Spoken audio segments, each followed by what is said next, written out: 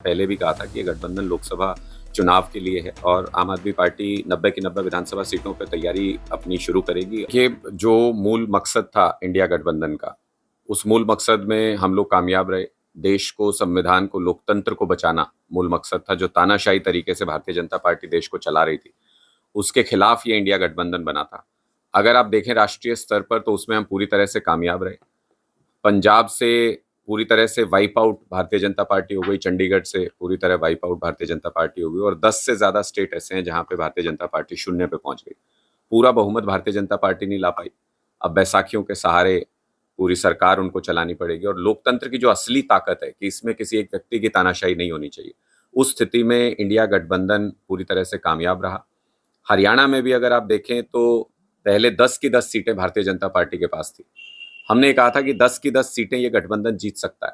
5-5 के मैंडेट पे पहुंचे। कुछ कमियां रही, उनकी समीक्षा करेंगे। हमने कुरुक्षेत्र सीट पे चुनाव लड़ा और बहुत कम मार्जिन से हम वहां पे रह गए। उसके लिए भी हम समीक्षा बैठक चंडीगढ़ में कल कर रहे हैं। सारे स्टेट के जो लोग हैं उनको हमने बुलाया है, जो जो इलेक्शन के दौरान ड्यूटीज लगी थी उन सबको बुलाया है और एक समीक्षा उसमें करेंगे और आगे की चुनाव की तैयारी, प्रदेश कार्यकारिणी की कल बैठक चंडीगढ़ में है। आगे चुनाव की किस तरह से विधानसभा की मजबूती से तैयारी करनी है, कैसे पार्टी जो अब तीसरा विकल्प हरियाणा के अंदर बन चुकी है। अगर आप देखें इनेलो, जेजेपी, बीएसपी, इन सब का पूरे हरियाणा का वोट इस लोकसभा चुनाव का आप जोड़ लो तो भी हमारा एक लोकसभा के अंदर जो हमको वोट मिला उससे कम है इन सब का वोट। तो इसका मतलब तीसरे विकल्प के तौर पे आम आदमी पार्टी अब स्टेबल हो चुकी है हरियाणा के अंदर, लोगों ने एक्सेप्ट कर लिया है। तो उस तीसरे विकल्प को कैसे मजबूत किया जा सके, कैसे लोगों को ऑप्शन दिया जा सके, उसके ऊपर विचार करेंगे। आगे की पूरी प्लानिंग की रूपरेखा तय करेंगे और इलेक्शन की समीक्षा भी करेंगे। कुरुक्षेत्र में हार का क्या कारण है? देखिए बहुत सारे रीजंस हैं। मैंने पहले भी कई चीज़ों के ऊपर बोला है और बहुत सारे और भी कारण हैं जिनके ऊपर एक विस्तृत रूप से समीक्षा हम कल चंडीगढ़ के अंदर करने जा रहे हैं और उसमें हर तरीके का ओपिनियन होगा। जो भी लोगों ने वहाँ पे ड्यूटी लगी थी, काम हुआ था, उन सब लोगों से हम फीडबैक लेंगे कि वो क्या कहते हैं, कि क्या कारण रहे। जो इलेक्शन रिजल्ट आया है बूथ वाइज उसका एनालिसिस भी कर रहे हैं। तो ये सारी चीज़ों के बाद एक विस्तृत तौर पे उन कारणों को जानेंगे, उनके ऊपर काम करेंगे, आगे उनको और मजबूत किया जा सके पार्टी को, उसके ऊपर काम करेंगे। आपने कुछ बयान दिया था अभी कुछ दिन पहले, तो कांग्रेस पार्टी का पर आपने सीधे आरोप लगाया था। नहीं देखिए, ऐसा क्यों? मैंने सिर्फ फीडबैक के आधार पे ये कहा था। कुछ कुछ लोगों का ये फीडबैक आया था कि कई कांग्रेस के सीनियर लीडर्स के बूथ पे, उनके एरिया में पार्टी को जिस तरीके से पीछे रह गई पार्टी, वो उस पे कुछ लोगों ने फीडबैक के दौरान सवाल खड़ा किया था। लेकिन उन सारे मुद्दों के ऊपर चर्चा होगी। हमारे भी जहां लोगों की कमी होगी उस पर भी चर्चा होगी। और अगर कांग्रेस लीडरशिप कहीं पे थी और इस तरीके का फीडबैक है कि उनकी वजह से नुकसान हुआ, तो उस पर भी चर्चा होगी, उसकी उनको भी रिपोर्ट देंगे उनके यहाँ पे भी। तो ये सारी की सारी विस्तृत चर्चा इस रिव्यू मीटिंग का हिस्सा है। चंडीगढ़ के अंदर सारे प्रदेश कार्यकारिणी के सदस्य और जिनकी भी ड्यूटी लगी थी सर्कल प्रभारी के तौर पे कुरुक्षेत्र के अंदर, वो सारे लोग प्रदेश उस मीटिंग के अंदर होंगे।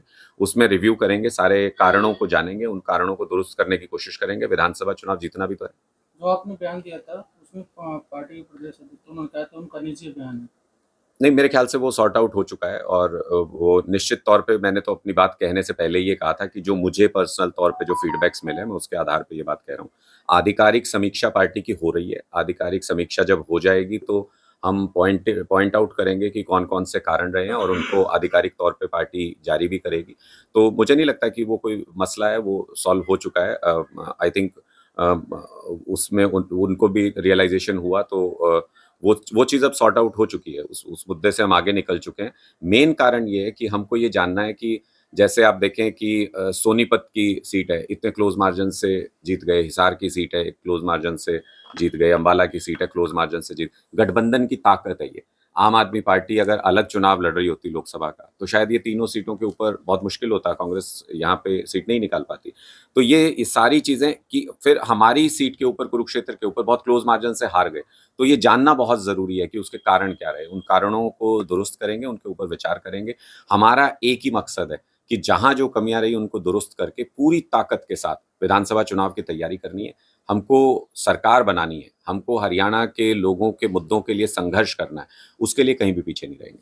तो चर्चाएं हैं, मीडिया में भी काफ़ी खबरें चल रही हैं कि भाई गठबंधन टूटेगा हरियाणा में आप और कांग्रेस। नहीं, गठबंधन तो लोकसभा चुनाव के लिए था। इसमें तो कोई किसी तरीके की एम्बिग्विटी है नहीं कि हमने तो लोकसभा चुनाव से पहले भी कहा था कि ये गठबंधन लोकसभा चुनाव के लिए है और आम आदमी पार्टी 90 की 90 विधानसभा सीटों पे तैयारी अपनी शुरू करेगी और कल की मीटिंग के बाद से वो तैयारियां शुरू हो जाएंगी।